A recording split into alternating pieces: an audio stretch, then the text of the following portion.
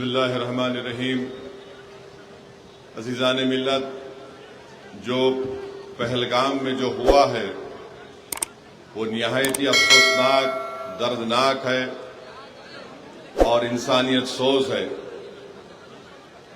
ہم تمام نے اس کی مذمت کی۔ یہ ہمارے ملک کی سالمیت کا مسئلہ ہے۔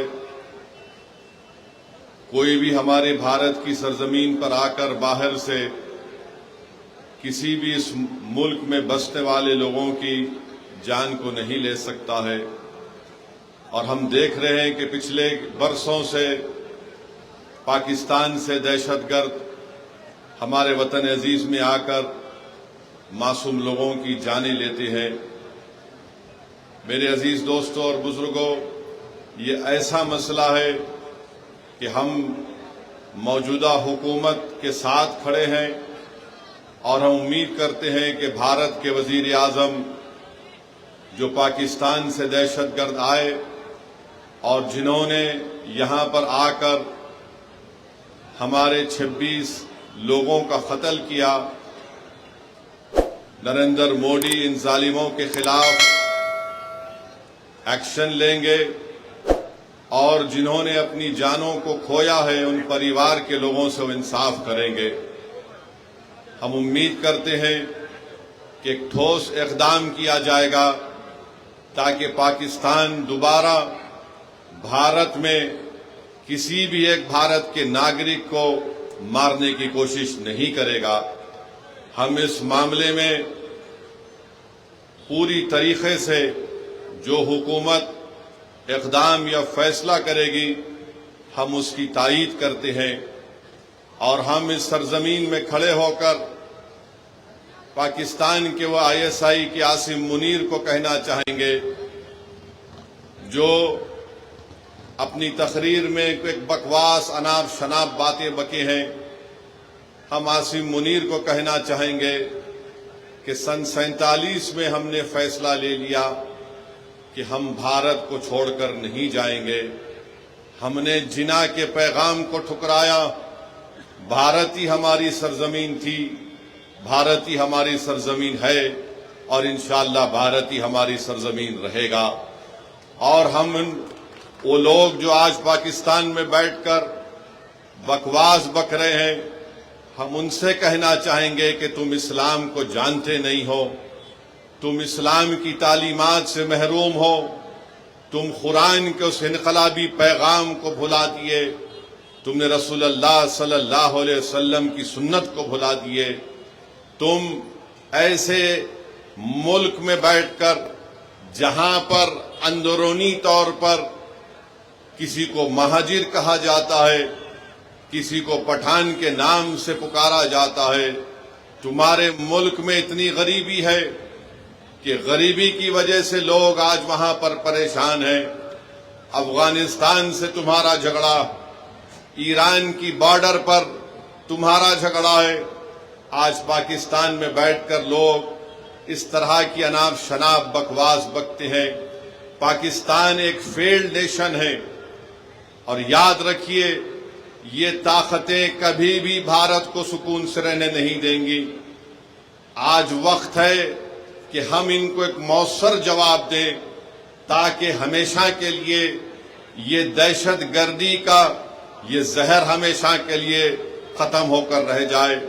بنگلہ دیش میں بھی کوئی ایک صاحب اناپ شناپ بک رہے ہیں کہ نارتھ ایسٹ میں ایسا کر دیں گے۔ میں ان سے بھی کہوں گا کہ بھائی صاحب، جو ملک آپ کو ملا ہے وہ ہماری وجہ سے ملا ہے، اپنے ملک میں آرام سے رہو۔ یاد رکھو، جب بھارت پر اگر کوئی انگلی اٹھاتا ہے تو ہم اپنے تمام اختلافات کو بھول کر ایک سیسا پلا ہوئی دیوار کی طرح کھڑے ہو جاتے ہیں۔ تو ہم ان تمام لوگوں سے کہیں گے کہ آج آپ نے بری نظر سے بھارت کی طرف اٹھا کر دیکھا ہے۔ مجھے یقین ہے کہ جو معصوموں کا قتل ہوا ہے ان کا خون رائے گا نہیں جائے گا، بلکہ میں تائید کرتا ہوں کہ بھارت سرکار نے یہ فیصلہ لیا کہ پاکستان کی کشتیاں اور پاکستان کے پلین بھارت کے حدود میں نہیں آئیں گے۔ बल्कि हम ये भी कहेंगे कि पाकिस्तान को FATF के ग्रे लिस्ट में डाल दिया जाए, और जो लोग पाकिस्तान में बैठकर भारत के ताल्लुक से क्या क्या कहते हैं नहीं मालूम, मगर इनको आईने में अपनी सूरत देखना चाहिए। तुम कौन सा मिसाइल टेस्ट करते टेस्ट कर लो, याद रखो, मगर भारत तुम्हारे से ताकतवर है और हमेशा रहेगा इंशाअल्लाह ताला। मेरे अजीज दोस्तों और बुजुर्गों, ये अर्ज करना जरूरी था, क्योंकि अगर हम ये समझेंगे कि पहलगाम में उत्तर प्रदेश से या महाराष्ट्र से या बिहार से कोई आदमी गया और उसकी मौत हो गई तो हम खामोश बैठ जाएंगे, बल्कि मैं तो ये देख रहा हूं कि पहलगाम का ये वाकया भारत के हर गरीब को, हर दौलतमंद को, हर पढ़े लिखे को, हर किसान को झिझोड़ के रख दिया है। अब हम उम्मीद करते हैं कि हमारी हुकूमत एक मौसर इक़दाम उन पर करेगी, जैसा कि माजी में सर्जिकल स्ट्राइक और बालाकोट भी हुआ था, और जो बैनुल अक़वामी मुल्कें भारत से कह रही हैं कि पाकिस्तान से बात कर लो। अरे फिर यूक्रेन और रशिया में क्या हुआ, तुमने क्या किया वहां पर? मेरे अजीज दोस्तों और बुजुर्गों, ये हिसास मसला है और इस मसले के ऊपर हमको एक होकर खड़े होना है। ये जरूरी है कि हम तमाम लोग ऐसे वक्त पर अपने इत्तेहाद को मजबूत रखें, और जो लोग इस दहशतगर्दाना हमले के बावजूद भी हिंदू मुस्लिम की बातें कर रहे हैं, मैं उनसे कहूंगा कि अहमकों की दुनिया में बसने वालों, तुम भारत को कमजोर करने का काम कर रहे हो। अगर आज हमारे वतन में इस बड़े दहशतगर्द हमले के बाद भी अगर तुम हिंदू मुस्लिम करोगे, तो फिर याद रखो ISI और पाकिस्तान में बैठे हुए दहशतगर्द, वो उनके चेहरों पर खुशियां होंगी। तो हम उनसे भी कहेंगे कि तुमको जो कुछ अनाप शनाप बकना है, थोड़े दिन खामोश बैठ जाओ, ताकि हम एक मौसर जवाब दे सकें, ताकि हमेशा के लिए इस देश में दहशतगर्दी का खात्मा हो सके। मेरे अजीज दोस्तों और बुजुर्गों, अब बात मुल्क के अंदर की जो मैं कर रहा हूं वो इस वक्फ कानून के खिलाफ है।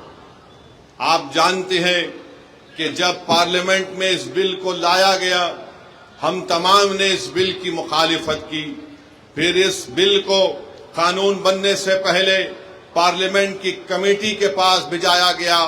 हम तमाम ने कमेटी में जितनी मीटिंग्स हुई, उन तमाम मीटिंग में इस बात को बताया कि यह कानून भारत के संविधान और आईन के खिलाफ है। ये कानून भारत के संविधान की दफा 14, 15, 25 और 26 और 29 की मुखालिफत करता है, और कोई भी हुकूमत संविधान के फंडामेंटल राइट्स के खिलाफ जाकर ऐसा कानून नहीं बना सकती है। ये कानून जो बनाया गया है, यह कानून क्या है? ये कानून ये कहता है कि बिहार के वक्फ बोर्ड में अब मुसलमान ही सिर्फ मेंबर नहीं रहेंगे, उसमें गैर मुस्लिम को भी मेंबर बनाया जाएगा। कानून ये कहता है कि बिहार के वक्फ बोर्ड में कम से कम 2 गैर मुस्लिम को मेंबर बनाया जाएगा, और उस वक्फ बोर्ड का वो चेयरमैन भी बन सकता है, और अक्सरियत में भी गैर मुस्लिम उसमें नामजद किए जाएंगे। अब आप बताइए कि बिहार में 1950 का एक कानून है जो हमारे हिंदू भाई बहन के मंदिरों के ताल्लुक से कानून बनाया गया। वो कानून ये कहता है कि जितने बिहार में हिंदू धर्म के मंदिरें होंगी या उसका एडमिनिस्ट्रेटिव बॉडी होगी, उसमें कोई गैर हिंदू को मेंबर नहीं बनाया जा सकता। हम नीतीश कुमार से ये पूछना चाहते हैं, चिराग पासवान से पूछना चाहते हैं, जब आपके पास बिहार में कानून है कि आपके मंदिर के बॉडीज में कोई गैर हिंदू मेंबर नहीं बन सकता, तो कैसे बिहार के मुसलमानों के वक्फ बोर्ड में किसी एक गैर मुस्लिम को आप मेंबर बनाएंगे? बिहार में बोध गाया है, बोध गाया में وہاں پر صرف بودھ مذہب کے اور ہندو دھرم کے ماننے والے ممبر بن سکتے ہیں، تو پھر آپ بہار میں مسلمانوں کے وقف بورڈ میں کیسے آپ کسی غیر مسلم کو بنائیں گے؟ یہ قانون بنانا اور یہ کہنا کہ غیر مسلم مسلمانوں کے وقف بورڈ کو چلائے گا، یہ ہمارے بھارت کے سنویدھان کی دفعہ 26 کے خلاف ہے۔ میرے عزیز دوستوں اور بزرگوں، بات یہاں تک ختم نہیں ہوئی، اب قانون یہ بھی کہتا ہے کہ وہی مسلمان اپنی جائیداد کو اللہ کے لیے وقف کر سکتا ہے، وہی کر سکتا ہے جو 5 سال سے مسلمان ہو۔ آپ بتائیے کون طے کرے گا بہار میں آ کر کہ کیا یہ 5 سال سے مسلمان ہے یا نہیں؟ کیا نتیش کمار سرٹیفکیٹ لکھ کر دیں گے ہم کو؟ کیا چراغ پاسوان سرٹیفکیٹ لکھ کر دیں گے کہ یہ 5 سال سے مسلمان ہیں؟ کیا بھارت کے پردھان منتری لکھ کر دیں گے سرٹیفکیٹ یہ 5 سال سے مسلمان ہیں؟ میرے عزیز دوستوں اور بزرگوں، یہ کسی بھی دھرم میں اس طرح کا قانون نہیں ہے۔ جو کسی دھرم کا ہوتا ہے وہ اپنی آستھا کی بنیاد پر اپنے جس بھگوان یا اللہ کو مانتا ہے وہ اپنی پراپرٹی کو، جائیداد کو دے دیتا ہے، مگر مسلمانوں سے کہا جا رہا ہے کہ آپ کو 5 سال تک آپ کو یہ بتا رہا، آپ اس 5 سال تک جائیداد نہیں دے سکتے۔ کون آ کر فیصلہ کرے گا؟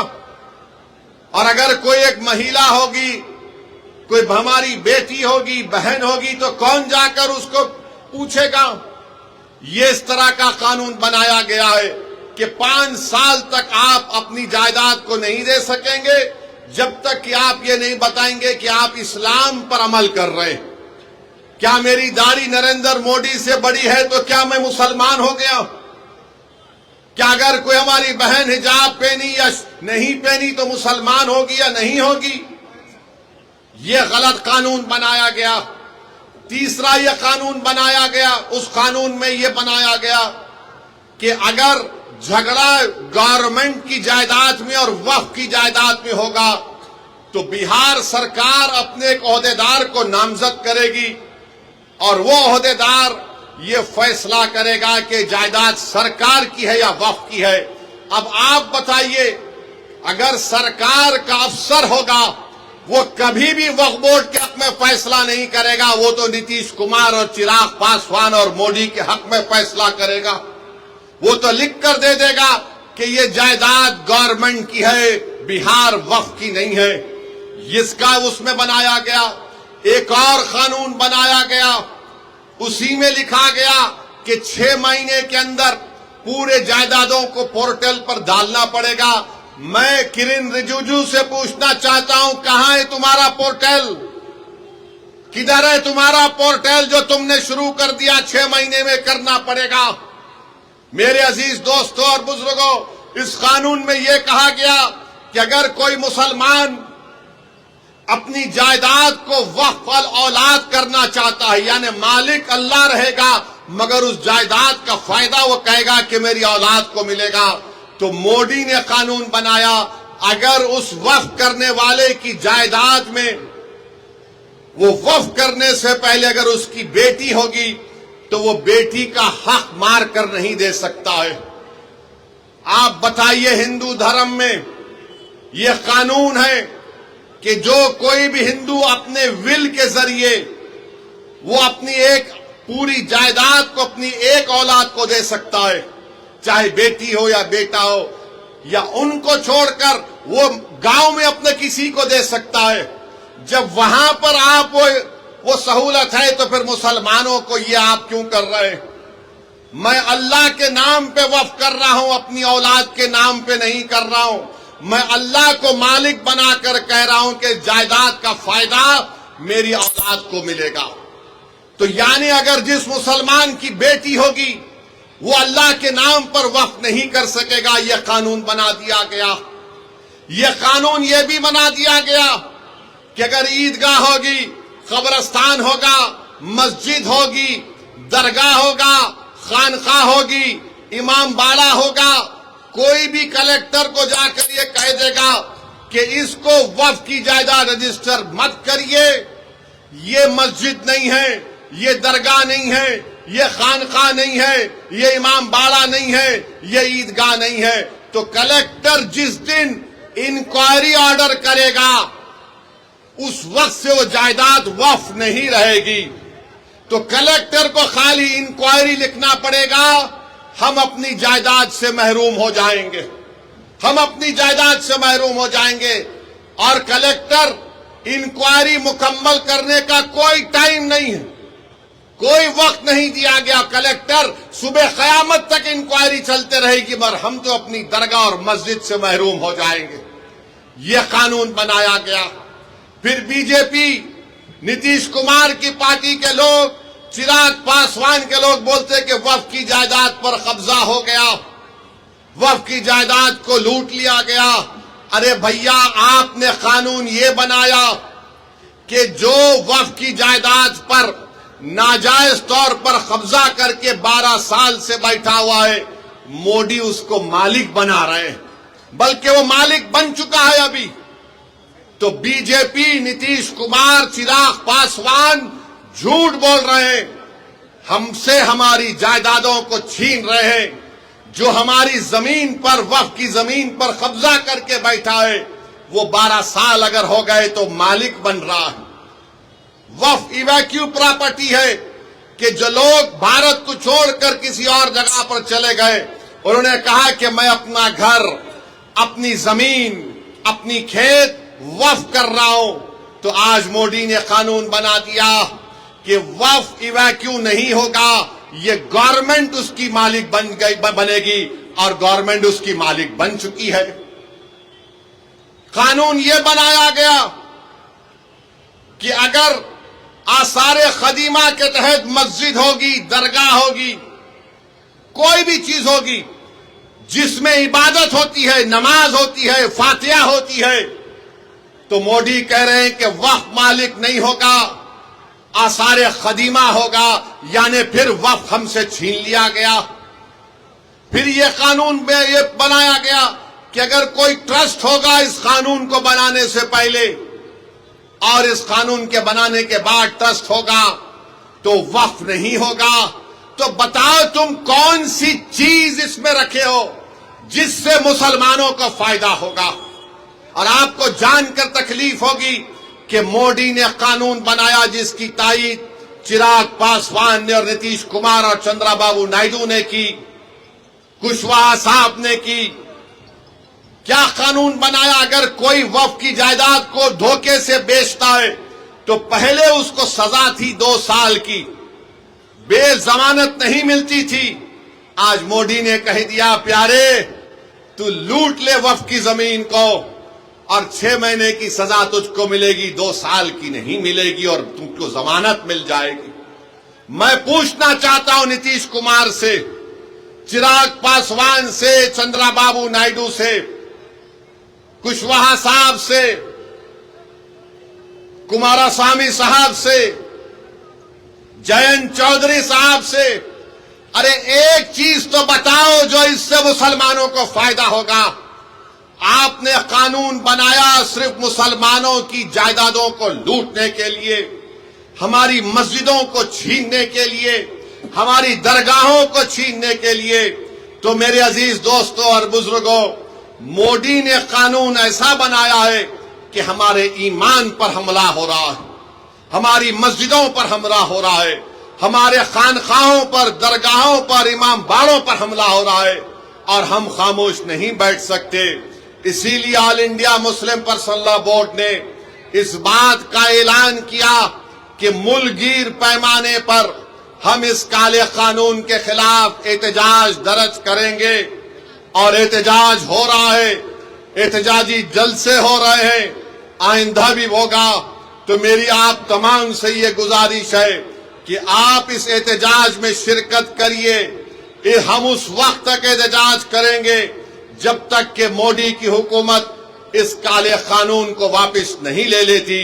ہم احتجاج اس لیے کر رہے ہیں کہ جس زمین کا، جس مسجد کے لیے ہم احتجاج کر رہے ہیں، اس کا مالک اللہ ہے۔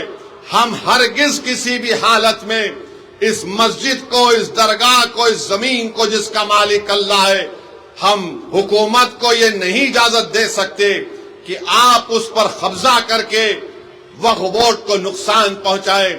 اور یاد رکھیے، وقف ایک عبادت ہے، نماز روزہ ایک عبادت ہے، قرآن کی تلاوت بھی ایک عبادت ہے، مگر وقف بھی ایک عبادت ہے۔ حکومت نے ایسا قانون بنایا تاکہ ہم سے ہماری عبادت کرنے کا طریقہ بھی چھین لیا جائے۔ تو میں آپ سے اپیل کر رہا ہوں کہ مسلمانوں کے خلاف ہی اس طرح کا قانون بنایا گیا ہے۔ حکومت تنگ نظری کے مظاہرے کر رہی ہے، حکومت سنویدھان کے خلاف جس کو بابا صاحب امبیڈکر نے بنایا، اس طرح کا غلط قانون بنا کر حکومت یہ بتانا چاہ رہی ہے کہ ہم وقف کی جائیدادوں کو حاصل کر لیں گے۔ ہم میں جتنی جان ہے انشاءاللہ تعالی ہم تمام مل کر پرامن طریقے سے، جمہوری طریقے سے ہم اس کالے قانون کی مخالفت کریں گے۔ میری آپ سے گزارش ہے کہ آپ پرسنل لا بورڈ کے احتجاجی پروگرام پر عمل کریں، اور آپ تمام سے اپیل کر رہے ہیں کہ ہم احتجاج کریں گے۔ نتیش کمار بھی جان لیں، چراغ پاسوان بھی جان لیں کہ ہم ہر چیز کو برداشت کر سکتے ہیں، مگر جو چیز کا مالک اللہ ہے ہم حکومت کو اس کا مالک بننے نہیں دیں گے۔ جس جگہ پر ہم نے اللہ اکبر کہہ کر مسجدوں کو آباد کیا، ہم اس جگہ کو ویران ہونے نہیں دیں گے۔ جس جگہ پر ہمارے بزرگ ان قبرستانوں میں آرام سے سو رہے ہیں، ہم اس جگہ پر تم کو چھیننے نہیں دیں گے۔ یاد رکھو، یہ ایک ایسا مسئلہ ہے کہ ہم خاموش نہیں بیٹھیں گے، ہم احتجاج کریں گے، اور اس وقت تک احتجاج ہوگا انشاءاللہ جب تک کہ حکومت اس کالے قانون کو واپس نہیں لے لیتی ہے۔ تو میرے عزیز دوستوں اور بزرگوں، کیا آپ پورا ساتھ دیں گے آل انڈیا مسلم پرسنل لا بورڈ کا؟ ہاتھ اٹھا کر جواب دیجیے۔ بہت بہت شکریہ۔ اب ہم احتجاج کو جاری رکھیں گے، اور نتیش کمار کو، چراغ پاسوان کو، نریندر مودی کو انشاءاللہ تعالی ایک سیاسی طور پر ان کو پیغام ملے گا کہ بہار ہو یا بھارت ہو، یہاں پر ہر مسلمان، ہر ہمارا وہ ہندو بھائی اور بہن جو سنویدھان کو مانتا ہے، وہ اس بات کی اجازت نہیں دیتا ہے کہ کیا آپ کسی کے مذہب پر چلنے سے کسی کو روک دیں۔ ارے جو قانون بہار میں مندروں کے لیے اگر اچھا ہے تو بہار کے مسلمانوں کے لیے اچھا کیوں نہیں ہو سکتا؟ جو قانون بودھ گایا کے لیے اچھا ہے تو پھر وہ قانون بہار کے مسلمانوں کے لیے کیوں اچھا نہیں ہو سکتا ہے؟ تو میرے عزیز دوستوں اور بزرگوں، آپ یہ جھوٹا پروپیگنڈا ٹی وی پر بیٹھ کر، بعض لوگ بی جے پی کی طرف سے آ جاتے ہیں، این ڈی اے کی طرف سے آ جاتے ہیں، یہ ایسے احمق لوگ ہیں جن کو قانون کے بارے میں ایک لفظ نہیں معلوم۔ میں آج بھی چیلنج کر رہا ہوں بی جے پی کو کہ بتائیے، آپ اس میں ایک ایسا سیکشن بتائیے جس سے مسلمانوں کو فائدہ ہوگا۔ مودی بولتے ہیں کہ غریبی مسلمانوں میں ختم ہو جائے گی۔ کیا آپ نے 11 سال میں غریبی کا خاتمہ کیا؟ کیا آپ نے 11 سال میں بھارت میں غریبی کا کوئی خاتمہ کیا؟ کچھ نہیں کیا۔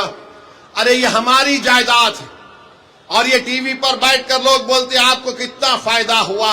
ارے ہمارے کو فائدہ اتنا ہوا کہ اگر ہم یہاں سے نکل کر اس جلسے کے بعد اپنی ظہر کی نماز ادا کرنے جائیں گے، جب ہم اس زمین پر سجدہ کریں گے تو اللہ ہمارے گناہوں کو معاف کرتا ہے۔ جب ہم نماز پڑھتے ہیں تو اللہ ہمارے گناہوں کو معاف کرتا ہے۔ جب ہم حی علی الصلاۃ حی علی الفلاح کی صدائیں دیتے ہیں تو اللہ ہم پر رحمت کی نظروں سے دیکھتا ہے۔ تو یہ آپ ہم سے مت پوچھو کہ ہمارا کیا فائدہ ہے، ہمارا فائدہ مسجدوں کو آباد کرنے سے ہے۔ آپ کو لگتا ہے کہ پیسے تم کو کتنے ملے؟ ارے اللہ کے گھر کو جب ہم آباد کرتے ہیں تو ہم پیسوں کے لیے نہیں، دین اور دنیا کی کامیابی کے لیے اللہ کے گھر کو آباد کرتے ہیں۔ اگر ہم کسی کے خانقاہ کو جاتے ہیں تو پیسوں کے لیے نہیں جاتے، اپنے دلوں کو اور اپنے نفس کو صاف کرنے کے لیے جاتے ہیں۔ اگر ہم عیدگاہ کو جاتے ہیں تو پیسوں کے لیے نہیں جاتے، 30 دن کے روزے رکھنے کے بعد ہم اللہ کا شکر ادا کرنے کے لیے عید کی نماز پڑھنے کے لیے عیدگاہ کو جاتے ہیں۔ اگر کوئی ہمارے شیعہ لوگ اپنے امام باڑوں میں ماتم کرنے جاتے ہیں تو میرے عزیز دوستوں اور بزرگوں، آپ اور ہم کو مل کر متحدہ طور پر اتحاد کو مضبوط کرتے ہوئے اس کالے قانون کی مخالفت میں کھڑے ہونا ہے۔ اور میں نے اس امید پر بھارت کی پارلیمنٹ میں اس قانون کی کاپی کو پھاڑا، اس لیے پھاڑا کیونکہ گاندھی نے اس وقت کے سفید فام افریقہ میں قانون بنایا گیا تھا تو گاندھی نے بھی اس قانون کو پھاڑا تھا اور اس قانون کو جلایا تھا۔ یہ قانون کو ہم نہیں مانتے انشاءاللہ تعالی۔ ہم اس قانون کو اس لیے نہیں مانتے کیونکہ سنویدھان کے خلاف ہے۔ جو قانون اگر بنایا جائے گا جو بابا صاحب امبیڈکر کے سنویدھان اور آئین کے خلاف ہوگا تو وہ قانون نہیں ہوگا، وہ ظلم ہوگا۔ ظلم ہم پر کیا جا رہا ہے اس طرح کا ایک کالا قانون بنا کر۔ اور نتیش کمار، چراغ پاسوان اور جو سیکولر تو ہیں مگر منہ نہیں کھول رہے، ہم تمہاری خاموشی کو بھی یاد رکھیں گے۔ جو سیکولر تو ہیں مگر خود نہیں کہتے، اپنے چمچوں سے بلوانے لگاتے ہیں کہ تم بولو، اگر ہم بولیں گے تو ہم کو ادھر کا ووٹ نہیں ملے گا۔ تو ہم ان سے کہہ رہے ہیں یہ ادھر کا ووٹ ادھر کا ووٹ نہیں ہے۔ تم کو اگر بھارت سے محبت ہے، بھارت کے سنویدھان سے محبت ہے تو تم کو بولنا پڑے گا۔ تمہارے چمچوں کے بولنے سے کوئی فرق نہیں پڑتا۔ بولو، کھل کر بولو۔ یہ قانون مسلمانوں کی مسجدیں اور درگاہیں اور خانقاہیں چھیننے کے لیے بنایا گیا۔ میرے عزیز دوستوں اور بزرگوں، ہم امید کرتے ہیں کہ انشاءاللہ تعالی اللہ اللہ اپنے فضل و کرم سے اس کالے قانون کو اللہ حکومت کے ذریعے واپس دلوائے گا۔ اور میرے عزیز دوستوں اور بزرگوں، میں آپ سے یہ بھی کہنا چاہ رہا ہوں کہ توصیف عالم صاحب آج الحمدللہ مجلس اتحاد المسلمین میں شامل ہو چکے ہیں۔ میں آپ کو یہ بتانا چاہ رہا ہوں کہ مجلس اتحاد المسلمین نے فیصلہ لیا ہے کہ انشاءاللہ تعالی آئندہ جب ودھان سبھا کے چناؤ ہوں گے تو بہادر گنج سے انشاءاللہ توصیف عالم صاحب مجلس اتحاد المسلمین کے امیدوار بھی ہوں گے، اور انشاءاللہ تعالی آپ تمام لوگ ان کو اپنی دعا اور ووٹوں سے یہاں سے اپنا نیا ودھائک اور ایم ایل اے بھی منتخب کریں گے۔ مجھے اس بات کی پوری امید ہے کہ 4 بھاگ گئے تھے اپنا ایمان بیچ کر، یہ 4 بھاگ گئے تھے، اب انشاءاللہ 24 آئیں گے انشاءاللہ تعالی۔ 4 بھاگے تو 24 آئیں گے، اور جنہوں نے ان کو بھگایا ہم تم کو بھگائیں گے بہار میں انشاءاللہ تعالی۔ مہاراشٹر میں شیو سینا کے ایم ایل ایز کو توڑ دیا شنڈے نے تو سب نے کہا جمہوریت کا قتل ہو گیا۔ کرناٹکا میں بی جے پی نے کانگریس کی حکومت کو توڑا تو سب نے کہا جمہوریت کا قتل ہو گیا۔ مدھیہ پردیش میں بی جے پی نے کانگریس کے ایم ایل اے کو خرید لیا تو سب نے کہا یہ جمہوریت کا قتل ہو گیا۔ تم نے سیمانچل کی جنتا کے خوابوں کو چکنا چور کیا۔ ہماری لڑائی سیمانچل کی تھی اور ہمیشہ رہے گی انشاءاللہ تعالی۔ تم نے اسد الدین اویسی اختر علی مان کی پیٹ کر خنجر نہیں گھونپا، تم نے سیمانچل کے ان غریبوں پر، ان ہمارے نوجوانوں کے سینوں پر تم نے خنجر مارا ہے جو سیمانچل میں انصاف کی لڑائی لڑ رہے تھے۔ مگر یاد رکھو یہ 4 بزدل تھے، یہ 4 ضمیر فروش تھے، تو خریدنے والا بھی ضمیر فروش ہے، خریدنے والا بھی کمزور ہے۔ ارے جو بکنے تیار تھے وہ بک گئے، جو نہیں بکے وہ تمہارے سامنے کھڑا ہے، اور جب تک اللہ زندہ رکھے گا سیمانچل کی لڑائی ہم لڑتے رہیں گے انشاءاللہ تعالی۔ اور یاد رکھو راجد والو، تم نے 4 کو خریدا نا، انشاءاللہ تعالی تم بھکاری بن کے اختر علی مان اور توصیف عالم کے گھر کو آؤ گے۔ ہم تم کو بتائیں گے کہ سیمانچل کے انصاف کیسے ہوتا ہے۔ ارے تم سیمانچل کی جنتا نے پتنگ چھاپ کوٹ دیا ہے، اور پتنگ چھاپ کوٹ اس لیے دیا کیونکہ سیمانچل کی جنتا غیور جنتا ہے۔ سیمانچل کی جنتا غریب ضرور ہے، مگر سیمانچل کی جنتا اپنے سر کو سوائے اللہ کے آگے کسی کے آگے نہیں جھکاتی ہے۔ تو پتنگ چھاپ کو انہوں نے ووٹ دیا ہے، اپنی ضمیر کی آواز پر ووٹ دیا ہے۔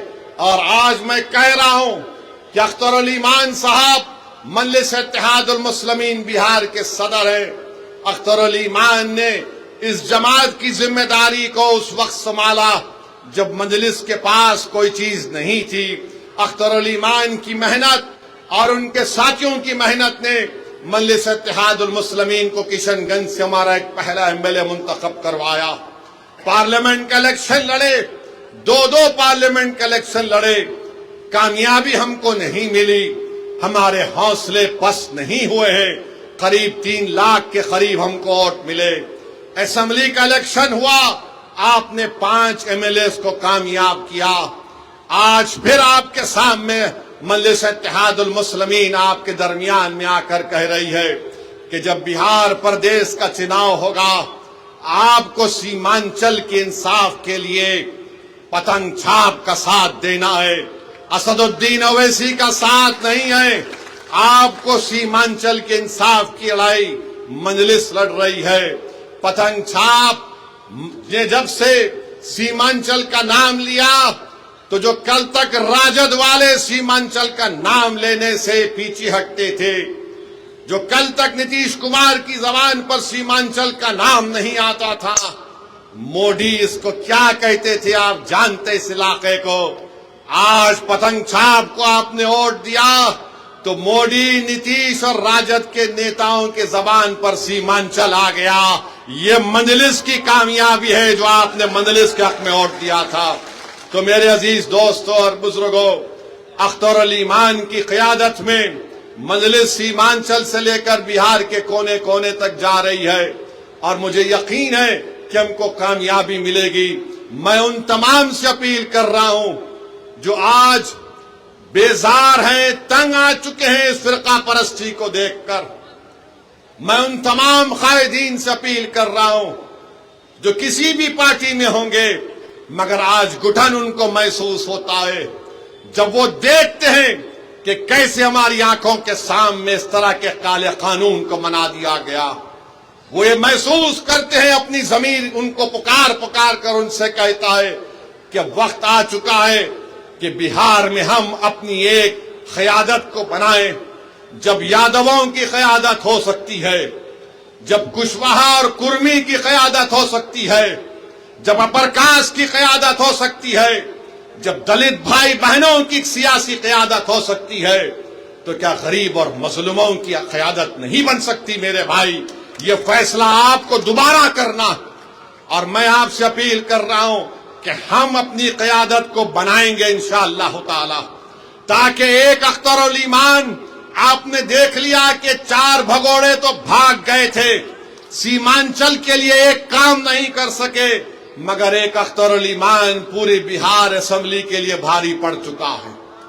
بہار میں ایک اختر علی ایمان لڑتا ہے سیمانچل کی آواز بن کر۔ اگر اختر علی ایمان کے ساتھ انشاءاللہ تعالی بہادر گنج کی جنتا توصیف عالم کو اختر علی ایمان کا بازو بنا کر بھجائے گی، اگر سیمانچل کی جنتا کشن گنج سے مجلس کے امیدوار کو اپنی آواز بنا کر بہار کی ویدھان سبھا میں بھجائے گی، امور اور بیسا کی عوام مجلس کے نمائندے کو کامیاب کرے گی، کوچا دامن کی عوام اگر اپنے اتحاد کی طاقت پر اور اپنی طاقت کی بنیاد پر آپ بہار میں مجلس کے نمائندے کو کامیاب کر کے بھجائیں گے، اور سیمانچل کے مختلف جوکی میں وہاں پر بھی آپ بھجائیں گے، تو یاد رکھیے ہم سیمانچل سے انصاف اسی وقت ہوگا جب تمہاری آواز ہوگی۔ آواز سے مطلب تعداد۔ ہاں ٹھاکر گنج پورا سیمانچل، ٹھاکر گنج بھی ہے۔ تو میری آپ سے اپیل ہے کہ اب کی بار یہ آ کے بولیں گے وہ بی ٹیم، یہ بی ٹیم ہی تھی جس نے مودی کے سامنے اس وفد کے قانون کو پھاڑ دیا تھا۔ تم تو اے ٹیم تھے، تمہارے منہ میں دہی جم چکی تھی، تم تو کچھ نہیں بول رہے تھے، خالی 3 منٹ کے لیے بولے اور بیٹھ گئے۔ بی ٹیم بولیں گے، پھر بولیں گے یہ ووٹ کاٹنے آئے ہیں، فلاں کرنے آئے ہیں۔ مجھے یقین ہے کہ کچھ کام میں نہیں آنے والا ہے اب کی بار، انشاءاللہ تعالی کچھ کام میں آنے والا نہیں ہے۔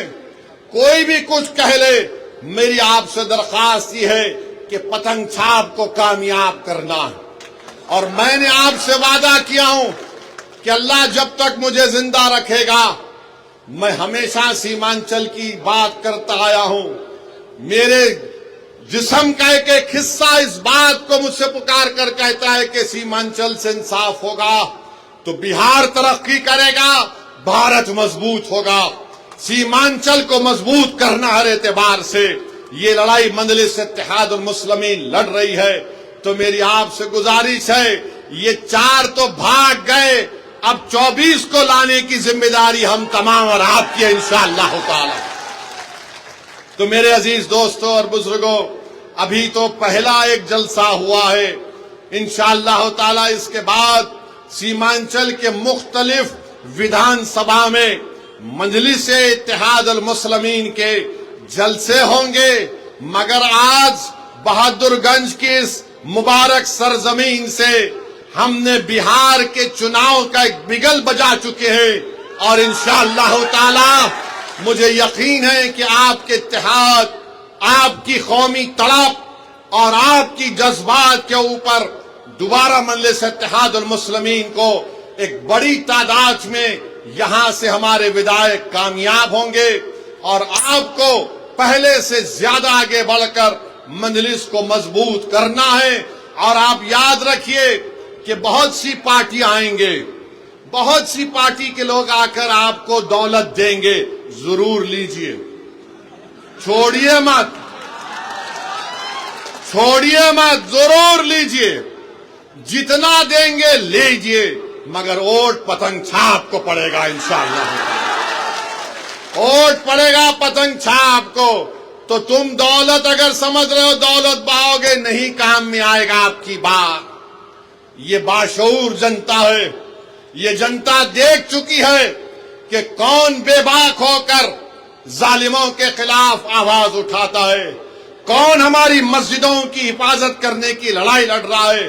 تو میرے عزیز دوستوں اور بزرگوں، مجلس کو مضبوط کریے، اور کل انشاءاللہ تعالی ڈھاکہ میں ایک اور جلسہ ہوگا، ہمارے رانا صاحب اس جلسے کے کنوینر ہیں، وہاں پر بھی ہم کل جائیں گے، اور انشاءاللہ تعالی بہار کے چناؤ آتے تک بہت سے مقامات پر انشاءاللہ تعالی اختر الایمان صاحب کی قیادت میں مجلس کے جلسے ہوں گے۔